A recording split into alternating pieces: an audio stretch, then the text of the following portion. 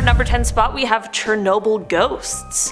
While you can visit certain parts of Chernobyl today that have been deemed safe, taking a trip may not be for everyone, or perhaps it's too far, or whatever 100 reasons there are for not wanting to visit the site. But with the technology we have now, there's another way you can visit the site, and that is through trusty old Google Maps. Many internet people have walked through the streets of the exclusion zone searching around, seeing what photos Google Maps holds, but with those virtual tours comes something that is absolutely terrifying people, and that is the apparent sighting of what is referred to as the ghosts of Chernobyl. Many people have reported seeing shadowy figures and sometimes even faces in the abandoned buildings left in the exclusion zone, and I have to admit, some of the screenshots I've seen are pretty terrifying. Do you believe that these are real ghosts caught on camera, or is it just a legend like many of the other things that we have on today's list? In our number 9 spot today we have animal mutations. There's no doubt that the Chernobyl nuclear disaster had devastating effects on all of the life in the area surrounding this meltdown. I think that's something most of us can agree on, and while most of the human life has moved out of the area, there is a lot of wildlife that remains, and those animals have taken over the exclusion zone. While scientists often observe and test these animals, it is clear that they are all contaminated in radiation and thus have mutated in certain ways, but despite the rumors, there are in fact no three-headed cows wandering around. I think this might be one of the most popular legends floating around in terms of the Chernobyl disaster, the story that there are just full-on monsters living within the exclusion zone, or that the meltdown happened because of a failed radiation experiment on these animals. There are tons of swirling rumors regarding the animals, but in the end the effects of the radiation is seen much more in things like their ability to reproduce, or them not being fit for consumption, rather than in things like extra limbs and heads and eyes. In our number 8 spot today we have the government cover-up Part 1.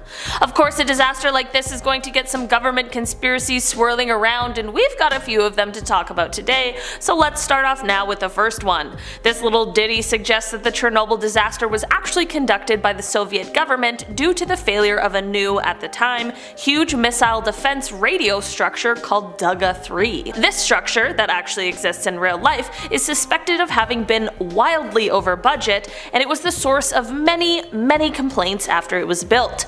The systems were extremely powerful and broadcast in short-wave radio bands. They would appear without warning and sounded like a sharp, repetitive tapping noise, and they would disrupt things like legitimate broadcasts, amateur radio, commercial aviation communications, and utility transmissions, which all led to there being international complaints, and at the time, people didn't know what this structure was or what the sound was. This led people to think that the signal was actually being used for things such as Soviet mind control or weather control experiments. So this story suggests that in order to eliminate it, the nearby Chernobyl facility was allowed to go into meltdown. It seems like they probably could have done something much less lethal and much less damaging, so I'm not exactly sure how true this one could possibly be, but I do suppose that this is a list of urban legends. In our number 7 spot today we have the Chernobyl zombies. This little legend can most likely be attributed to a video game that takes place in the exclusion zone, but it is certainly not based on any real life facts. At least that we all know of. This little legend claims that after the Chernobyl disaster we of course know that unfortunately people lost their lives, but what happens if those who did then became the undead? Yep, we're obviously talking about zombies here. There are plenty of legends that suggest the exclusion zone isn't dangerous and off limits because of toxic radiation, but actually because there are brain-eating zombies wandering the area. I mean, I personally have never received a lethal dose of radiation, so I cannot confirm or deny that this would turn one into a zombie, but I'm just gonna go ahead and call this one out for being fake. I mean, at least I'm really hoping it is. We've dealt with enough in the last year and a half. We really don't need to add radiation zombies onto the list. In our number 6 spot today we have It Never Happened. Okay, this is probably the easiest one to disprove, but perhaps it's not. This legend suggests that the whole disaster never actually happened and that the entire thing is just conspiracy. I don't know why anyone would do that, But hey, this is just a legend after all. There would be so many hoops to have to jump through in order to pull off that level of a stunt and keep it up for this long. Like, let's be honest, there are too many people involved for all of them to have been able to all keep the secret for this long. There's just no way everyone could keep their mouths shut. And what about the people who passed away from the event? I just have a lot of questions about this one. There are some weird legends on this list, but I do have to say that this one might be the least believable. And we just talked about zombies. Unfortunately, it seems as though the Chernobyl nuclear disaster was a very real thing that happened, and it affected a ton of people. It was certainly an event that changed the world and made us all a lot smarter when it comes to nuclear safety. I hope. In our number 5 spot today, we have this super secret laboratory. This legend suggests that the Chernobyl disaster was a planned event that took place for a specific reason. You may be wondering what this apparent plan is, and that would be the plan to build a super secret laboratory. I mean, think about it. You want to build a super secret place, just cause the entire place to be so terribly contaminated in radiation that no one will want to search the area. Or those who do might even meet an untimely fate. It certainly is an evil plan, but it could potentially be quite effective. I don't think that this is the case at all, and I don't think Chernobyl was a planned event in order to build a secret lab, but I do agree that whoever originated this legend has quite an imagination. What do you think this lab would contain if this were true? Like an Area 51 type thing? Aliens and mermaids? Or perhaps that's where they're hiding all the three-eyed animals everyone keeps talking about? In our number 4 spot today, we have the Chernobyl illness. This is one of the more malicious stories on this list, which I do not like at all. People who lived in the region of the disaster had a huge impact on their day-to-day lives, and a lot of people had long-lasting health impacts from the entire thing. This disaster has been linked to terrible things like an increase in thyroid cancer as well as other forms of cancer. So when fake stories of a fake disease began circulating around, it was honestly super messed up. One of these fake illnesses coincided with the height of panic, misinformation, and ignorance surrounding HIV, and thus the totally made-up condition of Chernobyl HIV was born. This made-up disease was the source of many a whispered warning against friendship or relationships with those who had survived the disaster. Like, these people just survived the worst nuclear accident in history and now they have to worry about harmful schoolyard gossip? Yeah, no thanks. Despite its terrible origins, people still spread rumors and fear-mongered, and it truly is a cruel, entirely made-up story. In our number 3 spot today, we have Government Cover-Up Part 2. After the release of the incredible HBO show Chernobyl, which you haven't seen it is a must-watch. Like, it is such a good show. I watched it with Che, if you remember that guy, and it was just unreal. Anyway, after the show's release, the Russian government released a statement saying that the show was actually anti-Soviet Union propaganda and that they would be releasing their own Chernobyl show, which would detail how the CIA was actually the cause for the disaster. Rumor has it that the CIA sabotaged something which caused the reactor to melt down, and the whole thing was actually America's fault. I have no way of either proving or disproving this theory or legend, but I think it's probably safe to say that someone here isn't telling the truth. And it's not like it's a new thing that Russia and the US aren't exactly getting along. Maybe it's all just propaganda, or maybe there's some truth? I don't know. What do you guys think? In our number 2 spot today, we have the Blackbird. People in the district of the Ukraine that houses Chernobyl have told stories of sightings of the Blackbird for years, and it is perhaps the most well-known legend that comes from the area. The Blackbird is a human creature with wings and piercing red eyes, and it was apparently seen by workers at the Chernobyl plants on the fateful day of the nuclear disaster. After this, it was reported that anyone who had seen the bird would later report suffering from terrible nightmares and begin receiving threatening phone calls. Many of the people where the legend originates from unfortunately were at the center of the disaster and have since passed away from radiation poisoning, so no one is sure if the Blackbird really is out there or not. The Blackbird is said to be a symbol of something terrible being afoot, so seeing it is definitely not a great thing to happen to a person. I think it's probably just another one to add to the list of reasons why maybe a Chernobyl visit isn't the best idea. In our number 1 spot today, we have Alien Cleanup. There's always gotta be an alien story to keep things interesting and to add to the list of questions we have for extraterrestrials when we hopefully eventually find them, and Chernobyl is no different. Rather than the aliens causing the disaster, which might be where your mind went, instead this legend suggests that they helped in the aftermath. Apparently some people out there think that the Chernobyl disaster wasn't as bad as it should have been. I don't think they mean it in as bad of a way as that sounds, but rather they are just surprised that the amount of people who passed away in the disaster wasn't higher, considering how bad the whole ordeal actually was. This, coupled with an apparent eyewitness account from a man named Mikhail Veritsky, who claimed he saw a fiery ball of light hovering for a few minutes above the exposed reactor on the night of the incident, has led people to speculate that maybe our friendly alien neighbors swooped down in the nick of time to help clean up the mess that was made. Apparently this ball of light was also seen on September 16, 1989, when there was more radiation leaking from the unit at Chernobyl, which some claim was the aliens containing the radiation. Honestly, I'd like to think that this one is true, because what a nice thing for the aliens to do. They probably have their own nuclear weapons, so they certainly didn't need ours, and we didn't really have the tools to clean it up, so I can definitely appreciate the fact that they lended a helping hand. Starting off this countdown, we have the Alaska Triangle. Turns out that Alaska has its very own Bermuda Triangle. This is referred to as the area in the southeast, to the northern Borough region, to the western metropolis of Anchorage. Apparently more than 20,000 people have gone missing in this area. That's just in the past half century alone. And these people go missing without a trace. No one knows what happens to them or where they went. So some believe that this area is home to mythological type beasts that kidnap and then eat these people.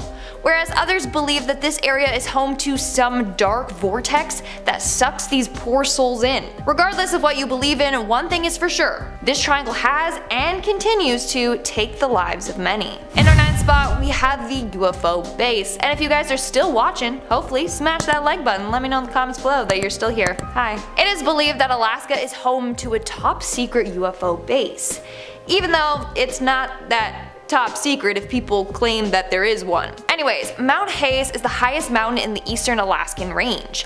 That's the place where people believe extraterrestrials and UFOs are located. It all started in the 1940s when a number of UFOs were spotted in that area. Eventually, the sightings got more and more frequent that the FBI was called in to investigate the area. And the sightings haven't stopped. There have been hundreds of sightings throughout the years. In fact, Pat Price, a former CIA remote viewer, even said that the mountain, and I quote, housed one of the aliens' largest bases. So this urban legend might not be so much of a legend. In our 8th spot, we have the Captain Cook. This is a cute little hotel located in downtown Anchorage. According to legends though, this hotel is extremely haunted. Apparently a woman took her life in the hotel in the 70s, and her ghost can be seen wandering the halls. In particular, she is said to haunt the woman's restroom there. Visitors also claim that doors will open and close on their own and the lights will flicker on and off by themselves.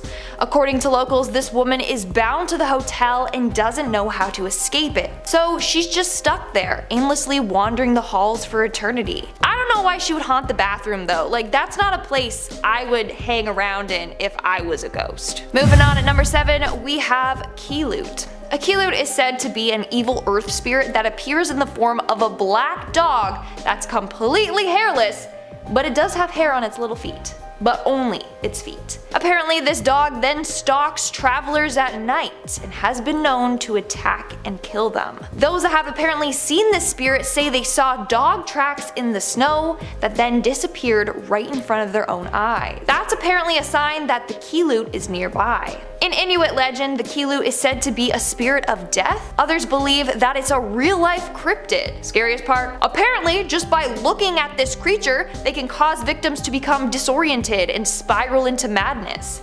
They then will become lost and perish from hypothermia. The Keelut waits until this moment and then attacks and eats its victim. In our 6th spot, we have Mother Lode Lodge. Located in Palmer, this lodge is said to be very haunted. In fact, it literally has been known to spook even the hardest of souls. According to local legend, this hotel is haunted by a number of different spirits. Most famously, there's this black apparition ghost, given that name because it always appears as a black cloudy apparition. People have seen this spirit wandering the grounds. Another ghost is a figure that's dressed in black. This figure likes to show itself in mirror reflections. Just sounds like Bloody Mary to me. No thank you. On top of that, people have reported hearing strange noises in the middle of the night and have seen curtains open and close by itself. It's a good place to go ghost hunting, but a bad place to spend the night. We're now at our 5th and halfway mark with the aliens. In late fall through winter to early spring, the northern lights can be seen on nights with clear skies. I've always wanted to see the northern lights, like they're quite beautiful. But according to a weird urban legend, it states that the northern lights are produced by aliens. Yeah, you heard me. Legend goes that aliens create these beautiful lights so that they can then fly through the air undetected. In fact, cosmonaut Ivan Wagner was filming the northern lights when he captured a UFO flying by. Plus, there's already a ton of UFO and alien sightings in Alaska. So, could it be that this legend is true? That the aliens are behind this colorful display of lights? Moving on to number 4, we have the sea monster.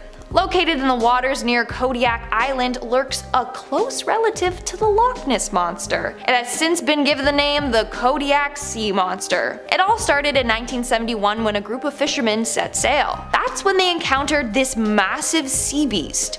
One of the fishermen said, and I quote, "We don't know what it was, but it had a grayish color and we couldn't see any fins or any tail, and it never made any noise. It would just come up and you could see the head and part of the body." Another man described it as being 30 feet long and had a head on it that looked kinda like a horse. Then in 2002, it was seen again, this time by a different group of fishermen. They described it as having a massive head and neck. They couldn't tell if the head was a foot in diameter or 3 feet in diameter. To this day, the beast has never been caught, so maybe it's still out there, continuing to scare local fishermen. In our 3rd spot, we have the Alaskan Vortex. So let's talk more about this Alaskan triangle. The missing persons rate in that area is more than twice the national average. It's insane. As I mentioned briefly, some people believe that a vortex is to blame for all the disappearances. Legend goes that the vortex basically sucks people in and then transports them to different dimensions. Let's look at some of the facts used to support this theory. For starters, apparently the area has a huge number of magnetic anomalies. It throws off compasses and has even made people feel sick. A number of rescue workers that have gone into the area have claimed to feel disoriented, lightheaded, and have experienced auditory hallucinations.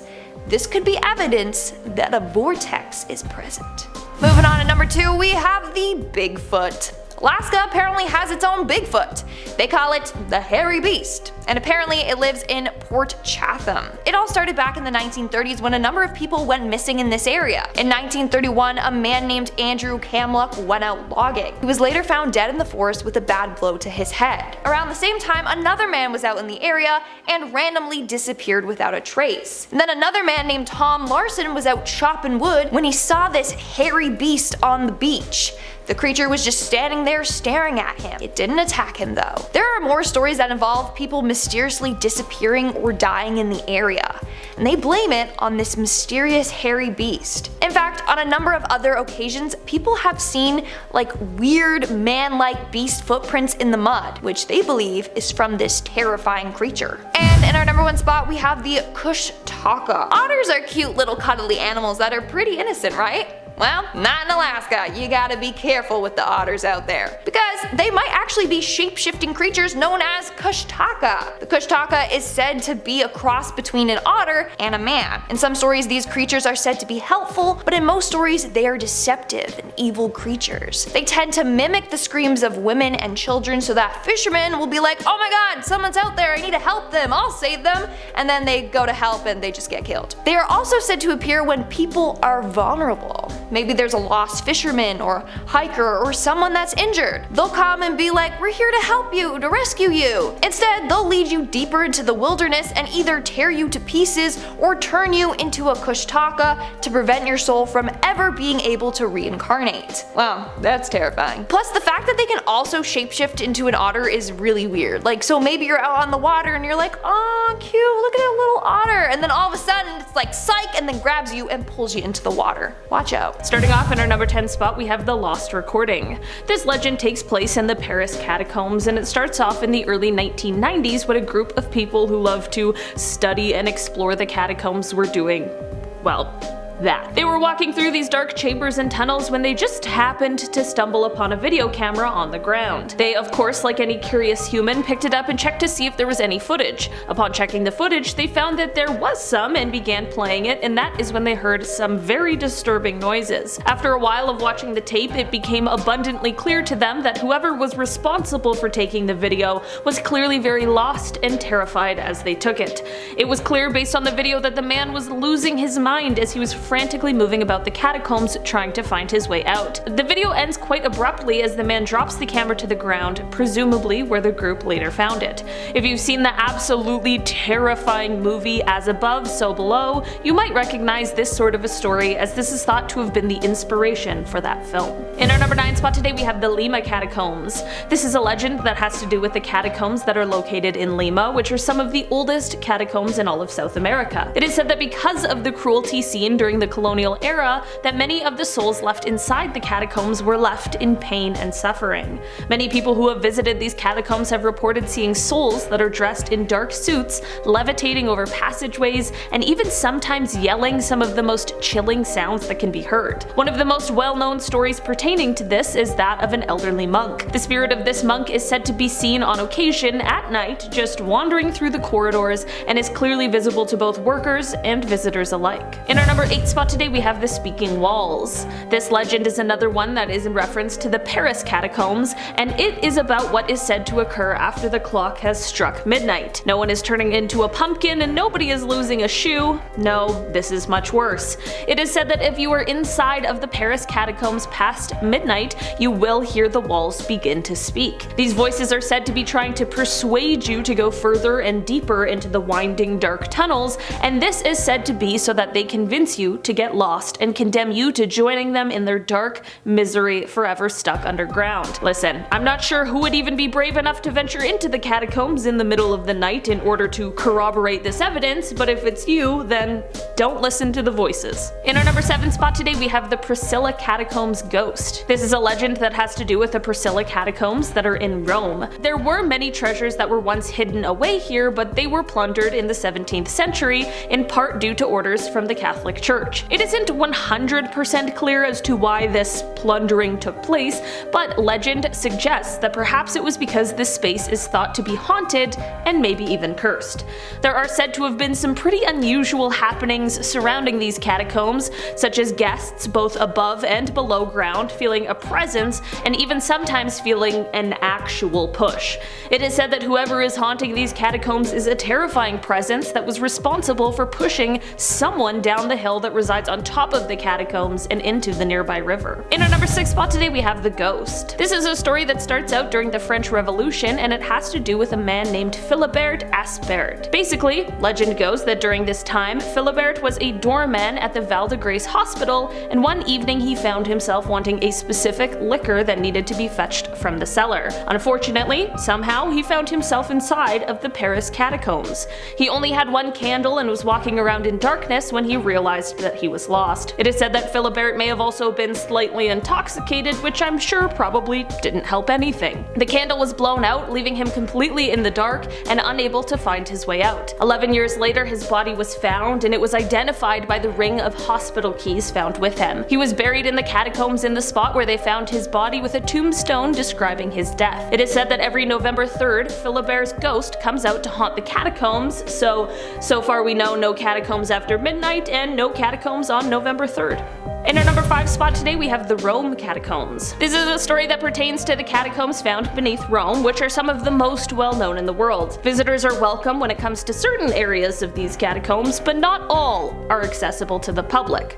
That's pretty normal. It makes sense that some of these historic sites would be blocked off to visitors, but one of the spookiest parts is that it is said and believed that there are lots of areas of these catacombs that we are no longer aware of. This really makes me wonder what in the world could be down there. Surely someone has to know. Right? It is said that these catacombs are so extensive because they were used by multiple different religions over different periods of time, so who really knows what could be hiding and existing down there that we are totally unaware of. In our number 4 spot today we have the St. Stephen's Catacombs. This legend is surrounding these catacombs that can be found in Vienna, and it has to do with Death himself. Basically, Death is said to have challenged the tower warden, a full of himself guy named Franz, to a game of Skittles, which is a sort of lawn game. Franz prided himself on being excellent at this game and always knocking down all 9 Skittles in one throw, so of course he accepted the challenge. Apparently he was so good at this game that no one even wanted to play with him anymore, so one night when he was playing by himself, as he usually does, a tall thin man in a grey cloak and hood approached him and challenged him, and he quickly accepted. Franz went first and hurled the ball at the pins, knocking all 9 of them down, as to be expected. He then reset the pins up for his competitor, but he hid one of the 9 under his cloak, thinking that he was being all sneaky, and then he threw it out the window. Turns out the hooded man did see this. I mean, we know, but Franz didn't, he's Death. So he saw this all go down and he said, "Oh no, my friend, you do not win this way." The hooded man grew taller and taller as he straightened up, and he spread out his cloak to reveal his skeleton self. He looked at Franz, who was completely confused, and said, "I am Death, I always win. I merely need to hit all 8 plus 1. He took aim and blasted all 8 pins and Franz, who fell down dead amongst the Skittles. It is said that now Franz haunts the tower and the catacombs, whimpering and moaning for all of eternity as he searches for the missing 9th pin, likely never to be found. Gives us a story on why you don't cheat. In our number 3 spot today we have the Odessa Catacombs. The Odessa Catacombs are located in Ukraine, and while many of the catacombs on this list are vast, none are quite as vast as these ones that consist of over 1,200 miles of tunnels. What is exceptionally unique, however, about these catacombs is how they were used. While most catacombs are used to store those who have passed on, these catacombs are not actually used for that. These weren't made to hold the dead, but they have quite a history that includes being used as a nuclear bunker during the Cold War. While the historical significance of this area is rich, what's also rich is the legends surrounding them. The most famous of all suggests that one day a young woman named Masha supposedly ventured into the catacombs after a night out partying. Bad mix right there, right off the bat. It is said that she got lost and has never been seen since. While this story hasn't been confirmed, I mean, it is a legend after all, it isn't exactly hard to picture this happening in any of the catacombs on this list. In our number 2 spot today we have St. Meehan's. These catacombs are located beneath the church in Dublin, and despite the spooky stories that relate to these catacombs, the church is still a fully functioning one. These catacombs are said to hold many of Dublin's most influential families from the 17th, 18th, and 19th century, but that is definitely not all. There are many mummified remains here, some of which there are legends of being lucky and being able to instill luck in those who touch them, but there are of course much more sinister rumblings as well. The further into these vaults that people go, the creepier and eerier things get. It is said that the atmosphere has a palpable change, and that people have reported hearing disembodied whispers around them like it's the Chamber of Secrets. Some people have even experienced the feeling of being touched when there is quite literally no one there. It is entirely possible that perhaps these catacombs contain some spirits that are just restless. In our number 1 spot today we have the Secret Hideout. This legend is said to have taken place in 2004 when a group of police officers were exploring part of the Paris catacombs that were restricted to the public. As they were doing this, they began finding some really strange things that they weren't expecting. It started with a PA system that had a pre-recorded sound of a sort of guard dog barking noise playing from it. From here they found this huge area that was wired for phones that were using stolen electricity. How do you even steal electricity? I have no idea above ground, let alone in the catacombs. The officers went on to find an entire bar area, a living area, a workshop, and even a lounge and a sort of theater room. Like, these people are living in the catacombs better than I live in the city. So this is all really weird, but here's where things get creepy. The seats of this catacomb theater were carved into the stone that's located there, and when they looked up into the ceiling, the officers saw cameras that were recording them. Shortly after this discovery, of course, more investigations into it all took place, and another larger crew went back, but when they got there, everything was gone. All the phones, everything that was in all of these rooms, it basically just vanished. The only thing they found in its place was a note that read, "Don't search." In our number 10 spot, we have exploding objects. On May 5th, 1981, cosmonauts Vladimir Kovalanik and Viktor Savink were flying over South Africa when an object flew at their ship. The object flew and then exploded. Apparently, Vladimir was doing some gymnastic exercises when he looked through a porthole and saw an object he could not explain. This is a direct quote from Vladimir. "It is impossible to determine distances in space. A small object can appear large and far away and the other way around. Anyway, I saw this object and I called over Victor, and then something happened I could not explain, something impossible according to the laws of physics. The object had this shape, elliptical, and flew with us. From a frontal view, it looked like it would rotate in flight direction. It only flew straight, but then a kind of explosion happened, very beautiful to watch, of golden light. This was the first part. Then, 1 or 2 seconds later, a second explosion followed somewhere else, and 2 spheres appeared, golden and very beautiful. After this explosion, I just saw white smoke, then a cloud-like sphere. Before we entered the darkness, we flew through the Terminator, the twilight zone between day and night. We flew eastwards, and when we entered the darkness of the Earth's shadow, I could not see them any longer. The 2 spheres never returned. Vlad and Victor have commented that it was probably a UFO, because it was definitely not mysticism. 2 people watched it at the same time. In our number 9 spot, we have the unidentified object. In 1995, astronaut Catherine Katie Coleman was on board the US Space Shuttle Columbia during its STS-73 mission when she said, "We have an unidentified flying object." Look, that is a very serious joke. As an alien believer myself, okay, I'm like a borderline a believer. But anyways, if I was listening to this and heard her say that, I would freak out and believe it to be true. And so did so many people around the world when they heard her say that. Apparently, she eventually told the world that it was a joke, and you know, I can believe it to be a joke, but I could also believe that perhaps she was told to say that it's a joke because the government doesn't want people to know that aliens are real. Anyways, regardless, we'll never know the real truth anyway. But what do you think? Was she actually joking, or was she told to lie? Leave a comment and tell me your thoughts in the comment section below. In our number 8 spot, we have the Great Wall of China. I had to include this one because it's dark up there in space, so the astronaut was technically dark too, so therefore, this is a dark astronaut urban legend. Just love me. Anyways, while in space, astronaut Yang Liwei wanted to discover whether you could see the Great Wall of China, because as the legend goes, you apparently can see it from space. In fact, the belief is that it is the only man-made structure that is visible. But unfortunately, that is just not true.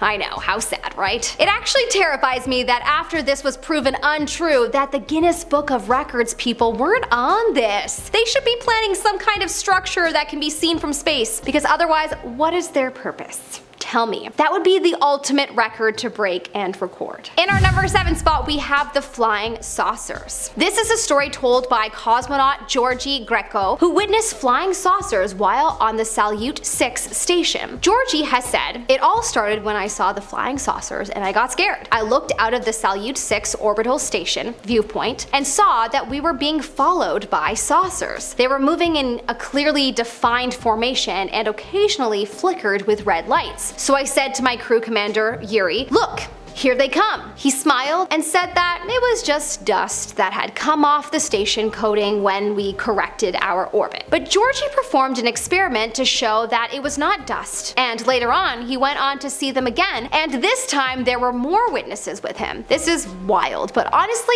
I totally believe it. It's silly to think that we're the only intelligent life to exist in the universe. I don't know, maybe it's just me. In our number 6 spot, we have glowing particles. Astronaut John Glenn was in his first orbital flight on the Mercury 6 when he came across something strange. The spacecraft was in orbit, and when the sun came out, he said that he was surrounded by thousands of small glowing particles that were moving alongside the ship, spinning around. He has said that he had never seen anything like it before. Alien spaceships, he thought. Well, he later discovered that the particles were small pieces of ice.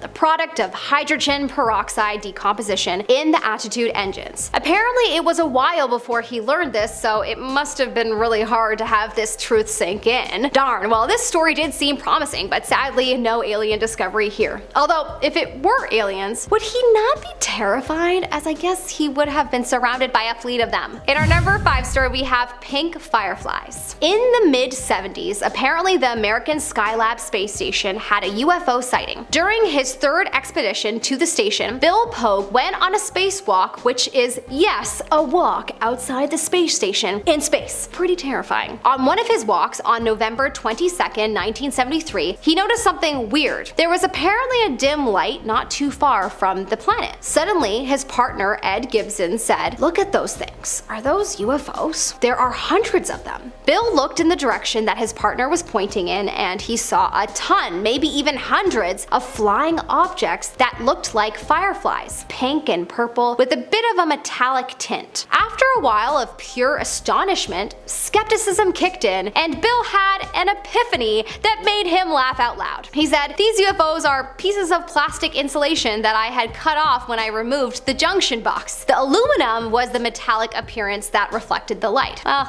darn. Well, it sounds like that was probably for the best because they weren't even inside their spaceship. They could have been blasted into space if it were. In our number 4 spot, we have the moon landing was fake. Okay, this is an urban legend known everywhere around the world, and honestly, there's no way to actually prove that it is true or not. All we can do is trust in our government that they're telling us the truth and not lying to us. They never lie, so why would they lie about this? Well, all jokes aside, some people believe that the moon landing was faked in a studio, and the reason, concluded, wouldn't be above a human ego motivating factor. To be able to say that we were the first people to get to the moon in the minds of the world, that would be motivating. At this point, I think a lot of people believe that we have gone to the moon many times, but still there are a lot of people who truly wonder if Neil Armstrong really was the first. Well, unless some footage gets released showing him in a studio, then I'm sure we'll never really know for sure. In our number 3 spot, we have Good Luck, Mr. Gorski. Astronaut Neil Armstrong, the first man to walk on the moon, famously uttered these words while walking on the moon. "Good luck, Mr. Gorski." These words had the world in a frenzy trying to figure out who Mr. Gorski was, and no one was ever able to locate him or figure out who he was. Some thought maybe it was someone on the set of the moon production. Obviously, these people believed that the landing was faked. Some thought it was an alien friend. Apparently, Neil once said that Mr. Gorski was his neighbor as a child, and his neighbor's wife was shouting at her husband about something intimate, and that he will only get what he wants when the kid next door lands on the moon.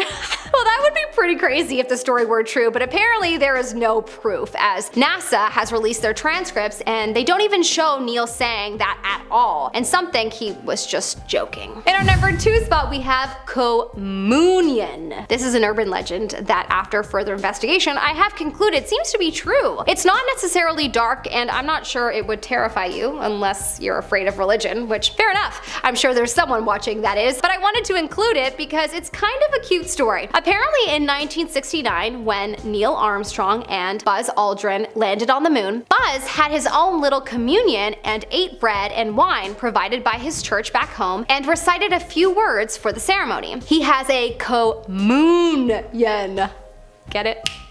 Get it? He didn't recite too much though, because apparently there were some legal issues against NASA when the Apollo 8 crew recited from Genesis years prior, but he thought the symbology of the first food and drink eaten on the moon was interesting though, as it was the food and drink of the son of the person who created the moon and earth. Interesting, but honestly, the most interesting thing to me here is the fact that I think I just realized who Buzz Lightyear was named after. mind blown. In our number 1 spot, we have knocking on Yang's door. Knock, knock, knocking on Yang's door. Everything's a song in my head. In 2003, Yang Liwei became the first Chinese astronaut in space. In 2016, Yang said he heard someone knocking on the outside of his spaceship. He tried to look outside of the ship through a peephole, but of course no one was there. He tried to describe and even demonstrate the sound for people when he got back home, but of course no conclusion could have been made. Some hypothesize that it could be the expanding and contracting of the ship due to the ever-changing temperature of the ship as it orbits the Earth. People of course also think that it's probably time travelers from other spaceships in time, or, aliens. I say most likely both. Kicking off the list at number 10, No Mask. I'm not gonna lie, Jim Carrey's The Mask, that movie terrified me as a child. The villain in that movie is scarier than anything DC has ever done. Hands down. Way too, I don't know how they did that. That's like some next level CGI. No masks are traditionally used in theater, and while that sounds fun and all, urban legends are here to ruin said fun. That's my job. Hello, hi. They are considered to be supernatural in nature. A no mask represents both a smiling and sad face depending on how you look at it. We love perspective. Nothing says art like perspective, right? We've seen these around for quite some time, but have you ever looked into the mask's history before? There's a lot of dark details in there. When kept in the house, these masks are said to draw negative energy from their owner. Maybe that's why your roommate is so cranky all the time, okay? Tell Brittany to cool down. Over time, the mask just keeps consuming all of this energy, so much so that the mask consumes the owner completely. Yeah, like in Jumanji, you just get sucked in. What a horrible way to go. Also a terrifying movie. Also a movie that scared me as a kid. After that point, you're trapped in the mask. You're trapped in a different dimension, the dimension of pain. Yeah, not art or theater. Pain. Bad stuff. Number 9, the slit-mouthed woman. Okay, I gotta tell you, these names, they're horrifying enough. The slit-mouthed woman.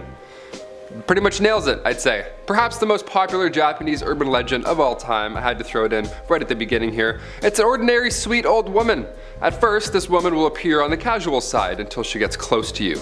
Then she has sort of a mask on her face. But there's nothing unusual about this woman other than the mask. She usually appears before those walking at night alone, and then she'll ask, "You, am I beautiful?" Really important question here. This is a good one. You don't want to mess this one up, okay? So pay attention. If your answer is no, you'll be taken out on the spot. With scissors too. Yeah, it's a horrible, horrible fate. It's dark stuff. If you answer yes, she will take her mask off to reveal her smile. That makes you go, oh, I get it. The slit-mouthed woman. Makes sense. Yeah, her name. Remember that name? It's an important one. Her smile has been slit from ear to ear. And at this point she says, how about now? If you say no, again, death follows. But if you're smart and say yes, she will cut an identical smile onto your face, which is still better. That's way better. Trust me, it's better. Legend goes, there's a way to confuse her long enough that you might be able to escape.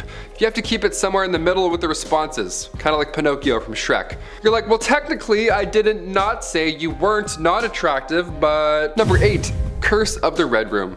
I'll start by saying, not that red room. Freaks, all right? It's another video. This one's a little bit different. It all started with a pop-up. Yeah, remember the time before ad blocker? Well, this is what it was like. Chris, do you remember like ads popping up all the time? Like just ruining your family computer? You're like, well, I'm embarrassed now because of this thing I couldn't control. That's now in front of me and my entire family.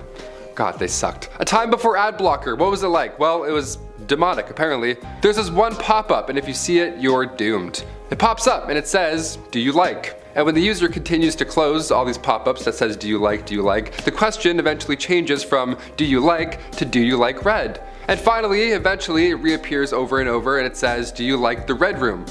I would eat my computer at this point if this kept popping up. I would be not even like scared, I would just be annoyed if that many pop-ups kept coming out. I'd be like, oh my God, no, get out of here. Once the question is finally answered and you cave and you click yes, then the pop-up leads you to a website. The website is a list of people's names, and then the user will see their name getting added to said list. Suddenly, they'll then feel a presence behind them, and the rest is, well, as you could have guessed, bloody history. Yeah, this is a dark urban legend list, okay? So buckle up. These aren't for the faint of heart. Better get that ad blocker going now, or else you'll end up in your own red room. Number 7, taxi driver. I'm mostly team Uber now. I'm pretty lazy, but this urban legend here, I don't know if I'm ever gonna take a ride anywhere ever again, period. I'm walking from now on, that's it. Legend goes, some nights a person will suddenly appear on the side of a road and hails a taxi. And if you're a taxi driver, this is where you might want to pay attention on what not to do during your shift. Usually, if the driver pulls up for this mysterious person hailing the taxi, they will get in and then request to ride somewhere the driver hasn't heard of before. But at that point, the passenger offers reassurance and then directions.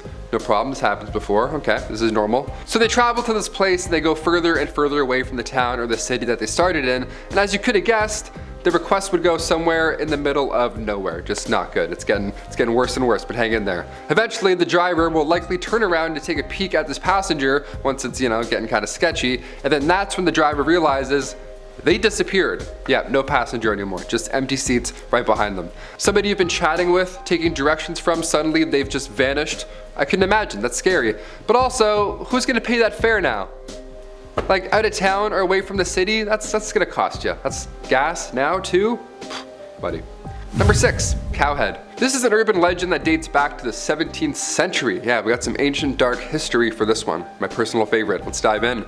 It's said that this legend is so scary that if I told you it, or if I knew it, I myself would pass away. So we're basically talking about nothing, but I'll do my best. Those who share this tale do so in a way that describes what it's about, so I'll try and do so myself. The story is called Cowhead, and if listeners hear it, they would be washed in fear instantly. They would tremble for days, and in some cases die of fright. Copies were burnt, every single copy, of course, so we don't know what it was about per se. It's a story about a story that we don't know. But there is hope, there's a shred of hope. The last copy was torn into small pieces and then split up. There's a few cases where people have told details, the last surviving details of the story, but they've all ended up in the same way. It's just a catatonic state trapped somewhere and their eyes are rolled back. Not a great scene at all, it's horrible. Has something to do with a school. That's it.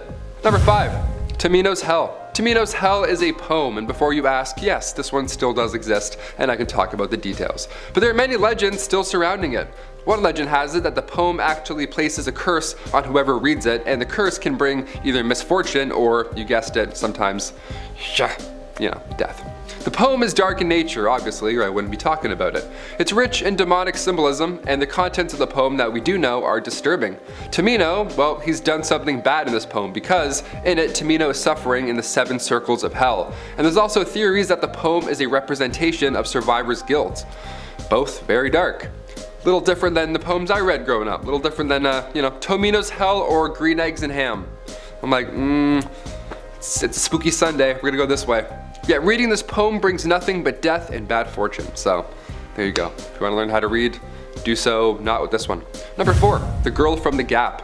If you're claustrophobic, well, here's another fear to add to that pre-existing horrible one. The Girl from the Gap is a story of a creature or a monster that takes advantage of your fear of small spaces. She goes, oh, you're claustrophobic? No problem. I'll just haunt that specific place. Yeah, it doesn't matter how small, the Girl from the Gap can fit in. Either a crack or a crawl space, anything, she can be there, she can haunt it. Legend has it that if you make direct eye contact with the girl in said gap, she'll then ask if you want to play hide and seek. Yeah, as if she wasn't already hiding in a hiding spot in the first place, now she wants to play a game. No, I'm all set, thank you. I thought spiders were haunting enough in nooks and crannies, but this is a tad worse, my friends. I'm gonna go super glue every crack in this place. Number 3, Red Cape. I was worried about Bloody Mary growing up, but luckily I avoided her my whole life, Knock on wood, but like the Red Cape tale is next level. This one's another thing to avoid as well. Just adding to the list of things not to read or look at or mention ever in my life. I'm like, great, I'm scared. The spirit of Red Cape waits in the stalls of specifically the ladies' washroom, usually in the last one in line. So specific. Once seated, the spirit's voice will then ask, do you want red paper or blue? Kind of like the Matrix, but a little different, you'll see. If you say red, you will go out and die in a horrible way. But if you say blue, you will lose all the air in your body and then also die. Yeah, they're both bad. I kind of made it feel like blue was going to be better. It's not better. If you try and avoid the question by answering white paper, well, it's said that ghostly hands will then appear out of the toilet, believe it or not, when you're sitting there doing your thing, just hi, and then pull you down into the underworld, sometimes right out of the toilet. The best way to avoid Red Cape and any of these horrible, terrible fates is to politely refuse any single thing the spirit may offer you. Yeah, just leave, don't even wipe. Figure that out later, just be like, Number 2, Teki Teki. This legend starts off with a girl who is apparently cut in half by a train. Nice dark kickoff. And her vengeful spirit now appears with no lower body and instead travels on her hands or her elbows, dragging her up her torso, making a, scratching sound when her nails hit the ground, obviously because she has lost her lower half. Therefore, she has to walk on her hands. Like that guy from Toy Story. There's a guy in Toy Story who walks around with just his top half. That would be exhausting, my gosh. If she encounters a person at night, which is when of course she happens to be, walking around, that's when she does her exercise, always at night. When she encounters you, at that point, she'll chase you down and then also try and cut them in half with a scythe to mimic her own demise. You know what I mean? Horrible stuff. She's out for blood and she's usually found around train stations, so if you're thinking about commuting, maybe take a cab. Or wait, maybe don't. I don't know. A lot of horrible haunted commutes in this list. Number 1, Okiku doll. Always gotta end it on dolls. Here we go. The one thing that really gets me the most when it comes to anything paranormal or anything like that is dolls, for sure. Dolls. Chucky did a number on me growing up. That guy and the Bride of Chucky. The Bride of Chucky really got me. That was some hard stuff. So this doll is a doll that's said to hold the spirit of a young girl. And apparently it was originally bought as a gift for this girl by her brother, but the doll now resides in a temple where it has been since 1938. So things obviously went south at some point. Well, it turns out anybody else who tries to own the doll, they would also suffer some serious consequences at its hands. While the doll is and has been in a safe spot for quite some time now, it's said the hair of the doll continues to grow, even after continuously being cut. Imagine that job. Imagine being the barber who has to deal with that. I'd be like, how's that? Okay, I don't know. I think she answered. No thank you. Don't let the spirit fool you. Just because there hasn't been any activity lately doesn't mean it's not pure evil. Just waiting for you to visit. In our number 10 spot, we have the Maine Hermit. So for a very long time, the people of North Pond, Maine noticed that things were going missing in their homes. Not jewelry or typical items that you would assume would go missing in a home invasion, but food such as peanut butter and apples. Since these items weren't of the highest value, the people just let it happen and didn't look too much into it.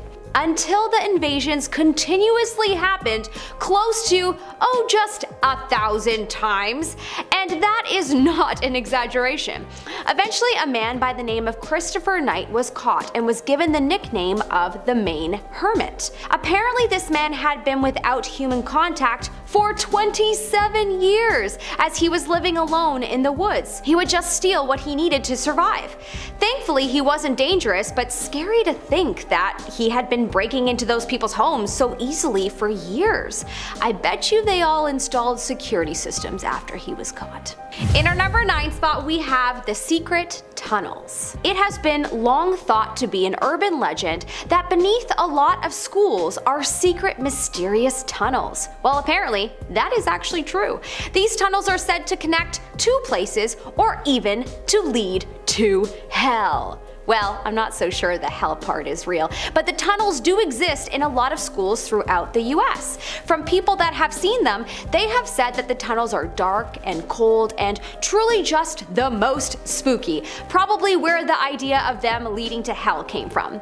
They are mostly abandoned and any source of light that was once in them is completely gone. They were believed to have been used before as perhaps an easy sort of transportation between the buildings in the campus during the colder months, as they are typically in places that experience colder climates. In our number 8 spot, we have the University of Rochester swimming pool. Once upon a time, schools used to have swimming pools and it was a huge attraction. There would be swimming teams and competitions, and then over time they stopped being made with them and they became less popular. They became abandoned even in some schools like the University of Rochester, for example. They housed a swimming pool that eventually was just used for the storage of desks and chairs. The desks and chairs are piled so high that it truly is a creepy sight. Apparently, there are also red footprints along the side of the pool, and some have speculated about them as they look like blood. Was this pool discontinued because of a killing? It's possible. Am I starting another urban legend? Possibly. In our number 7 spot, we have more anesthesia, please. There used to be a rumor that some people, when going into major surgery, would get anesthesia to numb the pain and put them to sleep but it wouldn't fully work. It was thought to be untrue and just a rumor until a few cases were revealed to have actually been real. Apparently, about 0.02% of people that have surgery fall asleep but still feel the pain as they require more than most. Yikes, that's the most scary thing ever. Truly the worst nightmare you can imagine. They are asleep, but they still feel the pain of being ripped open. Apparently it has been reported that the people that this has happened to, unfortunately, have taken their own life not too long afterward due to the PTSD from the event. Wow, truly horrific. In our number 6 spot, we have the Bloody Mary. No, not the delicious drink that is, fun fact, my favorite beverage. Canadians call them Caesars, but I have heard that the rest of the world calls them Bloody Marys. Anyways, you know that fun children's game where you look into a mirror and say Bloody Mary 3 times and a Bloody Mary is supposed to appear? Such fun. Some children's games amaze me. Well, I'm not about to say that this game is real and to run to your mirrors right now to try it. I wish. Actually, no, I don't wish. But actually, this game is based on a real person. You're supposed to see the ghost of Mary, the first Queen of England from the 1500s. Apparently, she was quite violent, and that is where the name Bloody Mary came from, as she is said to haunt and kill the person who summons her in the mirror. I was too much of a scaredy cat to play this game as a kid. In our number 5 spot, we have the Body Farms. Yeah, the name of this one totally creeps me out, and the fact that this actually exists is horrifying. I mean, the main purpose of these body farms, where dead bodies are lined up for observing, is so that scientists can study them. Apparently, such farms have dozens upon dozens of decomposing dead bodies. Apparently, what we can learn from these bodies can help police solve unsolved cases. A lot of unidentified bodies are donated to these farms, as well as people donate them too. I mean, I kinda like the idea of helping with scientific research once I'm gone.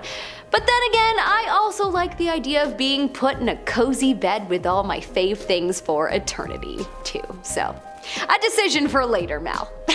In our number 4 spot, we have real Halloween props. Do you remember being a kid and walking up to a house to go trick-or-treating on Halloween and looking at the decorations and thinking, what if one of these decorations were real? And then 1 second later, the man sitting on the porch that you thought was a prop scarecrow turned out to be real by jumping in your face and growling at you? Yep, that happened to me, another true story. Apparently there have actually been quite a few cases near Halloween where people have thought real life horrific things have been props. Like in the case of a woman who took her own life and hung from a tree, and for almost a week after Halloween, people hadn't noticed that she wasn't a prop. Well, my inner child is terrified thinking of the amount of times I may have actually stumbled across real things like this. Hopefully I never did.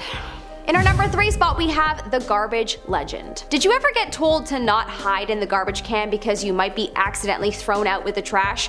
Well, that was not just some old story that parents told their kids to practice safe play. No, this story actually stemmed from truth. Apparently, a boy was hiding in a duffel bag while playing hide and seek, and his mom accidentally threw it out with the trash, and the garbage man even put him in the back of the trunk, but thankfully, the boy was discovered before the trash was crushed up. Apparently, there are some other stories where people weren't as lucky. That is the most tragic thing. I remember hearing about a mom that turned the washer on when her young one was hiding in it, and that shook me up, but this is honestly just as horrible. In our number 2 spot, we have buried alive. Ever heard that phrase, being buried alive? Yeah, well, some thought it to be an urban legend, just a phrase. But the origin of where that phrase came from actually comes from truth. Apparently back in the day, there was unfortunately quite a few cases where people were buried alive. Yep, so much so that it became common practice to put a bell in the grave so that the person could ring it if they were actually buried alive. Of course, we are better equipped with tools and are able to know these days, and that's not common anymore. But still quite chilling to think that it was once an issue and the phrase came from truth. In our number 1 spot, we have Charlie No Face. There is an old urban legend told about a man named Charlie with no face. Depending on who told the story, Charlie No Face could be a monster, ghost, or someone who had an accident and no longer had a face, but apparently he would walk the streets of Big Beaver, Pennsylvania in the night. People would try to spot him and would drive the streets at night to see him. Well, apparently, the story is actually true.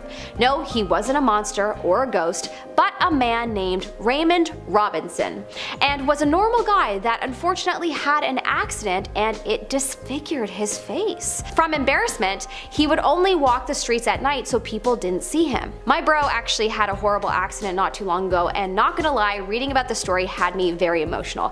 Thankfully, it wasn't as bad as this guy and he's alive and recovering, but it certainly gives you perspective as to what's important in life. Number 10. Tricky smugglers. One of the biggest uses of the dark web is as a black market. There are sites that allow you to buy anything and everything, and unfortunately I do mean anything. But when it comes to buying illicit substances off the internet, some sellers have been extremely creative about their delivery methods. A few Reddit users discussing this told some stories of the most interesting and innocuous packaging they have seen. One user said that they constantly received junk brochures in the mail for cruises, zoos, all sorts of things, and thought nothing of it until they saw their roommate cutting into one to retrieve a bag of powder. Or there was allegedly a comic book seller whose entire back cover was a sheet of dissolvable hallucinogens. Another had seen a collectible Pez dispenser, still appearing to be factory sealed, arriving already filled with pills, not candy. I had a Buzz Lightyear one back in the day, but it never had anything like that in it, so be careful out there, folks. Number 9. We See You. This story comes from a user of the early internet, before Google, ancient history for some of you I'm sure. This web-savvy individual often found themselves roaming around random dark web chat sites and found one with some cryptic comments, like people passing notes. Hidden in a JavaScript comment, he found various IP addresses, which is a device or router's unique address. He decided to browse through some of these for fun. We have different ideas of fun, I guess. And he found some of them belonged to servers with little to no security. Not planning on doing anything nefarious, just window shopping, he was flipping through one that seemed to have a lot of files of various sizes, mostly images of faxes, financial documents, and even some medical records. But after a while, a new file appeared, titled "Hello There." When he opened it, it was a simple text file with one line written, "We see you." About 15 seconds after opening it, the server went down. Something like that would make me not want to internet for a long while. Just don't go poking through people's stuff. It's that easy. Number 8. Your Wish is My Command. This story was told as a first-hand account from someone who has allegedly been in a psychiatric hospital since it happened. When he was younger, a rumor went around his school that there was a website on the dark web that could grant almost any wish you wanted, for a price. All you had to do was solve a cryptic puzzle. They don't go into detail about what it was or how they solved it, but it was hard enough that none of their friends did. When they got in, there was a simple form that you had to fill out for some personal information, and then a box where you entered your wish. Obviously, you should never give out your information to a sketchy website, but they didn't know any better. They started with a small wish as a test, a new Xbox. They hit enter, and the screen changed to a simple line of green text, "Your wish is my command." Then the website kicked him back to the landing page. Nothing happened for a few days, so he figured it must be bogus, until he got home and found a package waiting for him at the front door. No name, no return markings. He quickly grabbed it and ran upstairs so that his parents wouldn't see, and sure enough, inside was a brand new Xbox. Overjoyed that it worked, he told his friend at school, and they didn't believe him, and so they said to wish for something bigger to prove that it was real. He went home and entered a new wish, for 2 of his old friends from his last school in another state to come visit. The screen said, "Your wish is my command." Later that night, he heard his parents talking about a car crash on the weekend, where a father died bringing home some presents for his kids, and some of the items were missing. A few days later, there was another package on his front step when he got home from school, but this time it was bigger and heavier. He dragged it inside and up the stairs, and when he opened it in his room, it filled with an ungodly stench. And when he got the nerve to look inside, he saw the faces of his 2 friends staring back at him, their heads neatly wrapped inside the box. In hysterics and not knowing what to do, he frantically called for his parents, and when they saw what was in the box, they assumed he had something to do with it, and they went to call the police. He frantically went back to the website and wished for his parents to keep quiet about it. "Your wish is my command." Almost as soon as he hit enter, he heard the sound of glass breaking and 2 thuds. He went downstairs and saw his parents lying on the ground, dead from bullet wounds. He was arrested and stuck to his story, which landed him in a hospital for the rest of his life. Telling the story is a warning to anyone who would listen. Be careful what you wish for, I guess.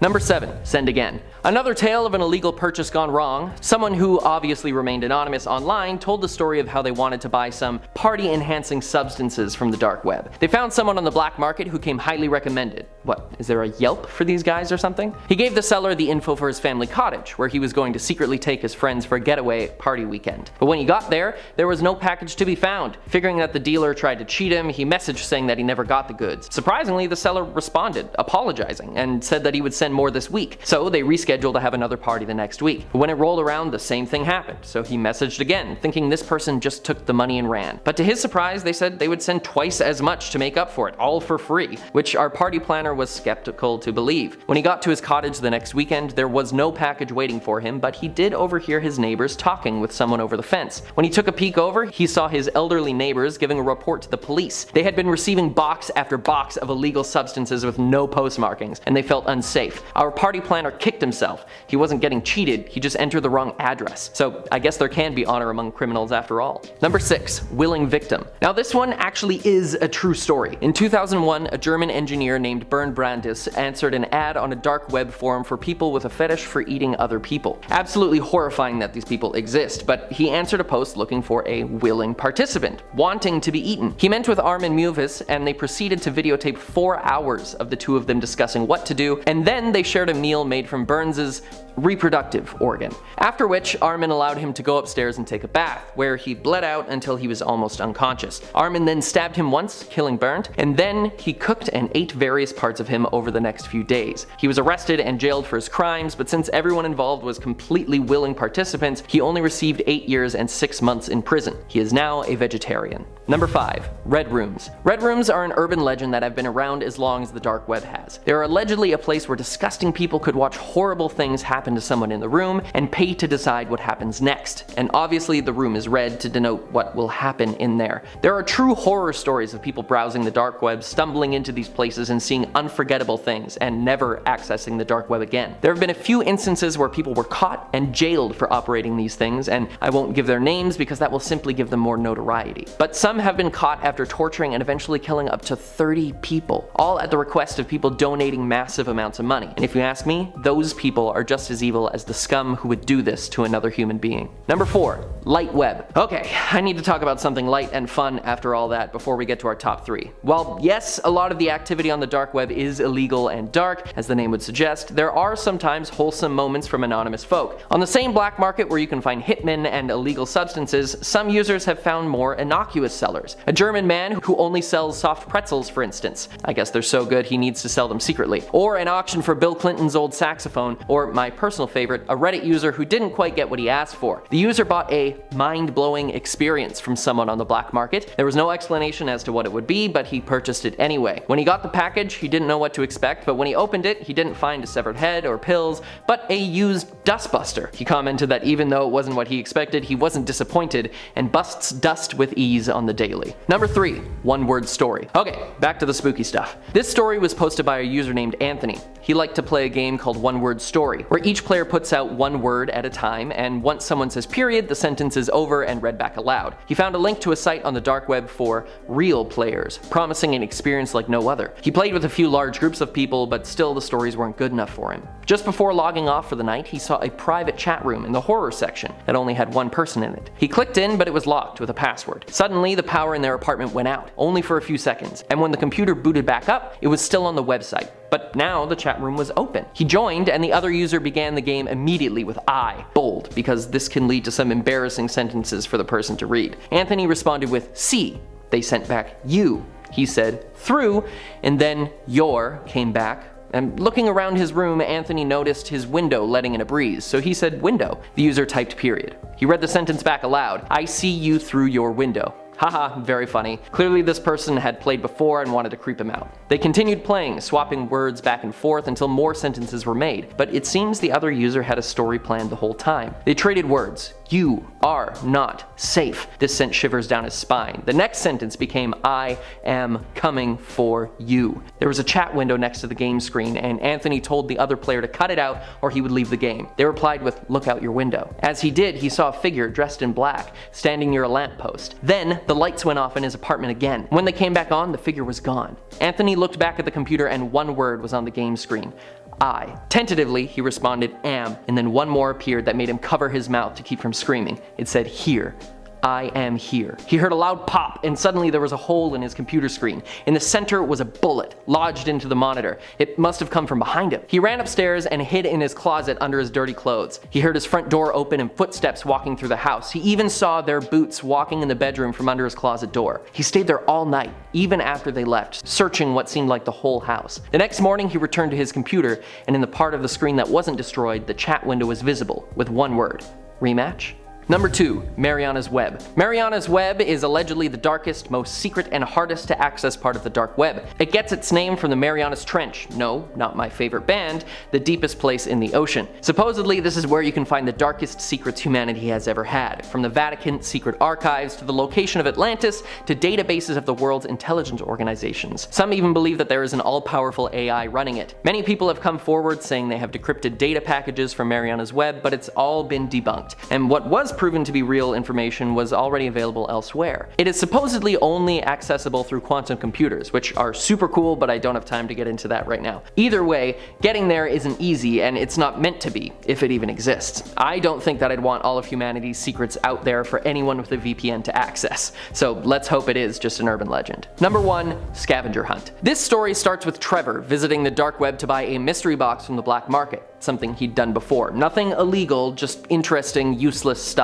usually showed up. But this time he bought from a different seller, who offered ones for 18th birthdays. A few days later he got it, and the box strangely had instructions. It said that he was about to be set out on a birthday treasure hunt, and had to burn all of the letters once they'd been read or solved. Fun game, he thought, and I personally do love a scavenger hunt. The note was signed by Pete, his childhood best friend whom he'd not seen in years. Maybe he was the one who sent the box, or the seller contacted him to make it more personalized. The first clue was a piece of paper that said Van Mace. After staring at it for a few minutes, he realized it was an anagram for man cave, what he and Pete had called Pete's basement growing up. He burned the note, sure that he had solved the clue, and drove to his old friend's house. Using the spare key he still had, he entered the back door leading into the basement and saw the next clue: an ace of spades and a picture, stabbed into the wall with a folding pocket knife. He pulled the knife from the wall and examined the picture. It was another place he and Pete would go when they were younger, a clearing in a forested area behind their old school, not too far away. He burned the picture and the ace of spades, keeping it in mind for later. When he arrived at the clearing, there was a shovel sticking out of the ground near a fresh mound of dirt. Ah, spade. Very clever. He started digging through the dirt, and not long later he hit something solid. He kneeled down and brushed away the dirt to look for his next clue, but instead he saw the face of Pete. He was buried in a shallow grave, and there was blood on his shirt where he had been stabbed repeatedly. In shock and devastated by the loss of his friend, he called the police and told them he'd found a body and to please hurry.